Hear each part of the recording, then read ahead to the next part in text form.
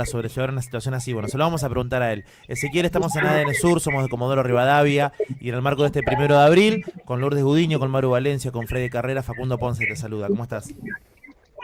Hola chicos, buenas noches a todo el equipo, ¿cómo están? Nosotros bien, muy conmovidos, la verdad, porque bueno, en Comodoro se vive de forma muy particular esta fecha. Recién estuvimos con un veterano, con un héroe de Malvinas en el piso también. Y queriendo conocer un poco tu historia y sobre todo que la gente pueda conocerla, porque de verdad es muy interesante desde lo anecdótico, pero también desde la forma en la que vos y tu familia han tomado el post Malvinas, ¿no? Con el vínculo que generaron con este soldado inglés, que fue el que derribó el avión en el que iba tu padre. Pero bueno, contanos vos cómo fue la historia, que es de verdad muy interesante. Bueno, la verdad, de lo que ustedes algo ya saben, en estos 43 años que pasaron, y en mi caso, soy el más chico de la familia, yo tenía 10 meses. eh, la verdad que la pérdida del viejo se siente. Mis hermanas tienen por ahí un poco más de recuerdo a lo que la nulidad que tengo yo, que no tengo nada, solamente 2 fotos con él, febrero del 82. Y la verdad que también en todo lo que se vive en esta fecha, no solamente el 2 de abril, sino lo que es del 2 de abril en adelante. Porque para mí, en lo personal, Malvinas no es solamente el 2 de abril, para mí es todo el año, porque hay otras fechas, como lo es el 1 de mayo, que conmemoramos el bautismo de fuego de la Fuerza Aérea, el 1 de junio, el día del derribo del avión del Hércules, eh, y siempre está, siempre está, y bueno, como bien comentaron recién, también las vueltas de la vida que en la faz personal, eh, yo tenía 29 años y tener la chance de llegar a hablar con el piloto británico que lo derribó, mantenerme en contacto desde el 2011 hasta el año pasado, que lo falleció. Eh, Creo que es movilizante desde muchos sentidos, eh, pero bueno, creo que uno trata de hacer lo mejor que puede. Eh, con lo poco que hay, no solamente de honrar al viejo, sino a todos, porque bueno, yo nunca me olvido que en el Hércules iban 7 tripulantes, y también es el respeto hacia las otras 6 familias, como el resto de todos los caídos de la Fuerza Aérea. ¿Cómo fue esa charla? En la previa, en tu cabeza, ¿qué cosas ibas imaginando antes de hablar por primera vez con esta persona? ¿Y con qué te encontraste después, no? Porque si mantuviste el vínculo durante tanto tiempo es porque también había una intención bueno, un poco recomponer esa historia. Bueno, la verdad que fue todo fue como básicamente rendir un examen final de la facultad, porque yo a la entrevista iba muy preparado, yo le había estudiado muchísimo a él, y él no sabía nada que iba a salir en la radio conmigo. Yo quería tener el factor sorpresa, para agarrarlo si se puede decir, con la guardia baja, pero la entrevista se dio en un marco de respeto total, que para mí era importantísimo, porque yo sabía que si manteníamos todo un respeto, todas las preguntas que yo iba a hacer me iban a ser respondidas. Eh, bueno, gracias a Dios, así se dio de esa manera. Eh, Obviamente fue todo muy movilizante, porque yo estaba en la radio y él sale vía Skype, pero claro, todos los demás, todas las demás familias estaban en diferentes lugares, en diferentes locaciones escuchando, y fue movilizante enfrentar ese momento y enfrentarlo a él. La entrevista se dio muy bien. eh, yo pregunté qué era lo que había pasado. Él se sorprendió de todo lo que yo sabía, porque fue en un momento, me acuerdo que me dijeron, bueno, para ir terminando, sería bueno que ustedes se digan algo. Lo hacen hablar primero a él, y él, me acuerdo que dijo, nada de lo que yo diga, nada de lo que yo pueda hacer, en este momento va a poder enmendar todo el dolor y el daño que yo les causé. Dice, tu papá es un héroe, fue un honor haberme enfrentado en el aire con él, yo cumplía con mi deber y él el suyo, y yo lo tuve que derribar a él. Dios lo tenga en la gloria, y ahora él es un héroe.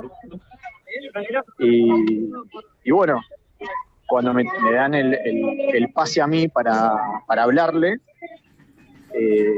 después de que habíamos terminado de hablar y que me contaba bien con detalle cómo había sido el derribo del avión, 5 segundos después yo le estaba diciendo, bueno, él tiene que saber que tanto él como yo compartimos algo muy especial, y es que nuestras mamás son de Géminis.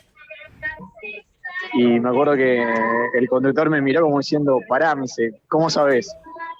Y le digo, bueno, justamente le digo, en el libro que él tiene, que él cuenta todas las misiones, el capítulo siguiente al derribo del avión del Hércules, arranca diciendo que hoy es 5 de junio, es el cumpleaños de mi mamá y estoy muy contento. Entonces no tenía cómo negármelo.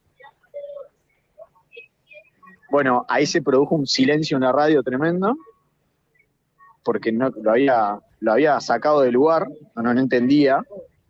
Y bueno, él obviamente pidiendo disculpas.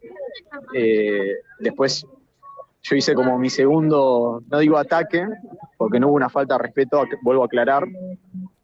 Le dije que acá en la Argentina era muy común entre nosotros que cuando a un amigo le va bien, tenemos la capacidad de ponernos contentos cuando a alguien le va bien. Y muchas veces decimos que es envidia sana, eso. Y que yo había sentido lo mismo cuando el hijo de él, su hijo más grande, había tenido la posibilidad de volar con él en un Harrier biplaza, sacándolo a volar a su papá. Y que yo el día que hice mi vuelo solo, estaba mi instructor, y cuando yo me bajé del avión, no estaba el que yo quería que estuviera. No estaba el que yo quería. Bueno, cuando le dije eso, les puedo asegurar que el aire adentro del estudio se cortaba con una gilet. Y bueno, y después le dejaba la puerta abierta, que si él en algún momento quería venir acá, yo lo iba a recibir. Y después de eso, nos pasamos los mails, ahí mantuvimos ya todo el contacto vía mail, y me sorprende con un gesto que yo sinceramente no me lo esperaba. Me pide mis datos postales de Buenos Aires, de Capital Federal, y creo que fue el lunes 30 o 31 de mayo, no me acuerdo bien, me manda un mail y me dice, estate atento, que entre lunes y martes te van a estar tocando el timbre.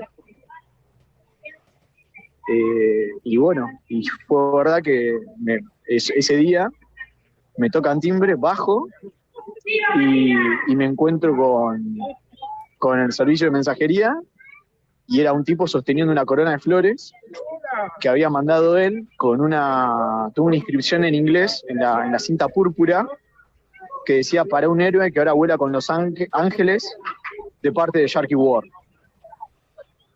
Y ahí es como que yo reaccioné y dije, wow, yo a este tipo lo toqué. A este tipo se le movió algo. Porque para hacer esto algo se le movió. Y bueno, ese 1 de junio de 2011, en el acto formal, yo entregué la corona de flores que él había mandado para papá, y fue muy loco porque éramos 3 personas en una. Y bueno, dejé la corona, después saqué un montón de fotos, se las mandé a él para que él vea que el gesto que había tenido había sido efectivo, lo cual me lo agradeció mucho. Y bueno, después para fin de año él saca una reedición de su libro, no el libro en papel, sino el libro en digital, formato ebook, y él me manda el libro para que yo lo pueda abrir digitalmente todas las veces que quiera, pero con una sorpresa. Me lo manda para principio de diciembre, dice, sé que van a venir las fiestas y no quiero que te quedes sin tu regalo. Me manda el libro, me dice, fíjate que adentro hay algo. Bueno, la sorpresa es que en la dedicatoria del libro, no solo nombra a los 4 pilotos de Sea Harrier que mueren, menciona a sus 2 hijos y lo pone a papá, en memoria del capitán Ron Héctor Martel. Y en el capítulo del derribo del avión, a diferencia del libro en papel, en el digital no lo termina en la página que tenía que terminarlo, sino que le agrega 4 páginas más con una foto de papá sonriendo en la cabina, una foto mía con el avión detrás, una foto de la corona de flores y otra foto más que no recuerdo, con el monumento. Y él en el libro pone que 29 años después se había encontrado con el hijo del capitán Martel y que bueno, que de ahí estábamos en contacto y bueno. Y después, bueno, todo lo que se fue sucediendo hasta el año pasado que falleció. Tremendo cómo a partir de este contacto la historia un poco se siguió escribiendo, ¿no? En ese libro, en este vínculo. Marina Valencia te saluda, Ezequiel, ¿cómo estás? Hola, Marina. ¿Qué tal? Quería consultarte ahora puntualmente en la actualidad. Sabemos que tu papá por última vez despegó desde Comodoro Rivadavia y que hay una intención con la ciudad de un monumento, ¿no? Para poder continuar sobre los caídos de la Fuerza Aérea. Comentanos un poco en qué situación está ese proyecto. Bueno, en principio la 9ª Brigada, quiero rescatar que hay un vínculo histórico, como vos bien dijiste, papá despega de Comodoro Rivadavia por última vez. Y la verdad que, bueno, yo no conozco todavía Comodoro, me disculpo, ya lo voy a hacer con mucho gusto. Y me queda la tranquilidad de que él por última vez vio Comodoro Rivadavia. Entonces como que hay un cierto cariño y respeto por la ciudad, pues es donde despegó por última vez. Hay una pala S-130 que está para colocar en la 9ª Brigada, al lado de la plataforma del Grupo Aéreo 9. Pero también está la idea, estamos ahí tratando de que en la costanera, muy linda, que me dijeron que está muy linda la costanera de Comodoro, faltaría colocar algo simbólico de Fuerza Aérea. La idea sería colocar una hélice completa de Hércules con la inscripción de todos los caídos de Fuerza Aérea. Lo último, Ezequiel, Freddy Carrera te saluda. Yo te quiero preguntar, ¿qué significó para vos en tu vida, ya ahora como adulto, haberlo podido encontrar a él y haber generado este vínculo con él que se extendió hasta el año pasado? A ver, la verdad que en lo personal era como tratar de encontrar la parte que faltaba. A ver, llegar al que me deja sin papá a mí y a 6 familias más era como algo, un logro. Pero lo traté de ver desde otro lado de crecimiento, en el sentido de que, bueno, tratar de entender de lo que había pasado, con mucha frialdad, sinceramente, que tanto del otro lado como de nosotros, ellos también tuvieron pérdidas, y a mí en lo personal también me tocó, de alguna manera, acompañarlo a él en su momento, en 2018, su hijo más grande, el que yo le había dicho que sentía envidia porque había salido a volar con él, en 2018 su hijo más grande cae con un estrés postraumático y el chico se suicidó.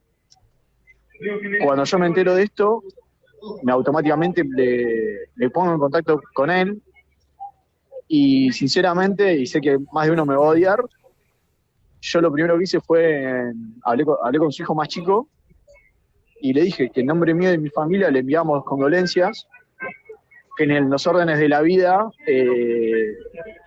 los hijos entierran a los padres y que esto sinceramente a mí no me hacía feliz, porque no lo festejaba. Había una clara intención de poder viajar e ir a conocerlos a ellos, se estaba dando todo perfecto para ir a conocerlos, y que desde mi lugar y mi familia los acompañábamos en ese dolor de la pérdida de su hijo. Y me acuerdo que al hijo más chico le dije, te pido por favor, cuidale a tu papá, y en nombre mío y de mi familia les enviamos condolencias. Esto en Argentina, cuando se te muere una esposa o un esposo, sos viudo o viuda. Cuando se te muere un hijo no tiene nombre. Todo eso tratando de explicárselo en inglés, ¿no? Con los modismos nuestros. Y lo valoró muchísimo. Y bueno, y el año pasado cuando él falleció y me avisa el hijo más chico, se volvió a repetir la situación. Que le dije, yo te envío condolencias porque murió tu papá, y para mí fue como cerrar la historia. Y me acuerdo que en el mail le puse, seguramente en algún lugar del cielo, estos tres seres humanos estarán tomando una cerveza juntos, estarán brindando juntos. Y me acuerdo que me respondió el mail agradeciéndome un montón por el gesto, porque claro, era muy loco que él se quedaba solo y yo me quedaba solo a la par. Ezequiel, esto que te ha sucedido a vos es único, es una historia de reparación que me parece que no todos los hijos y familias de veteranos y caídos pueden tener. ¿Has hablado con familiares, con otras personas que tengan excombatientes en su familia sobre esta historia? Sí, nosotros tenemos un grupo grande, y bueno, todos saben que es como que de alguna manera, y sin que suene mal, es como que me dijeron, fuiste el que más lejos llegaste. Dice, en tu caso llegaste al que derribó. También el triángulo se cerró en 2012, cuando un veterano argentino viaja a Malvinas y cuando entra al cementerio de Darwin se encuentra con un veterano británico y era uno de los tripulantes del barco que había dado la orden de derribo del Hércules.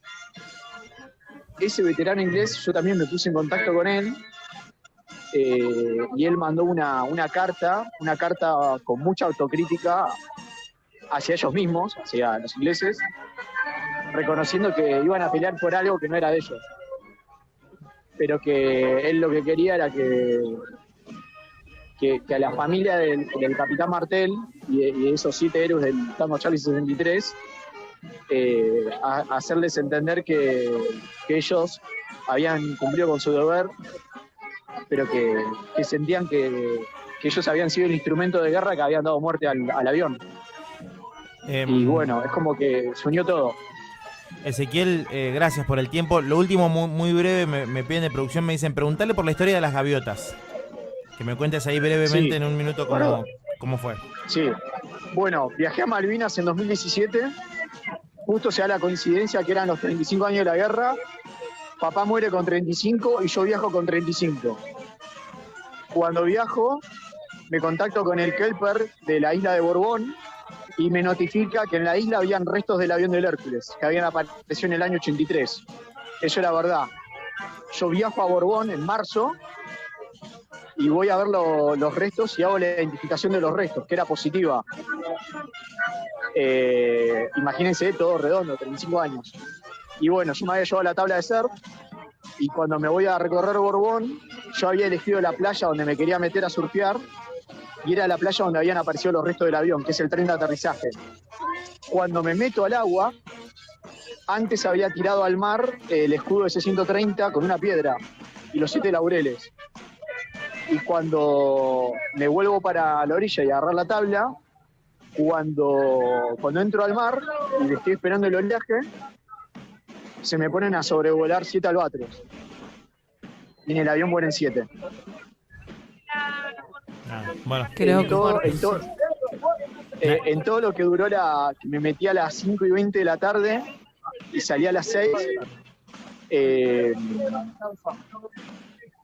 Nada, tenía los albatros volándome en círculo todo el tiempo. nada que agregar, fuertísimo, fuertísimo, fuertísimo. Ni hablar, así que nada, queríamos conocer la historia y conocer tu historia y agradecerte por el tiempo y por habernos atendido. Para nosotros es muy especial también haber conocido todo esto, que también hace a la historia de Malvinas tan importante, tan cara a los sentimientos de los comodorenses.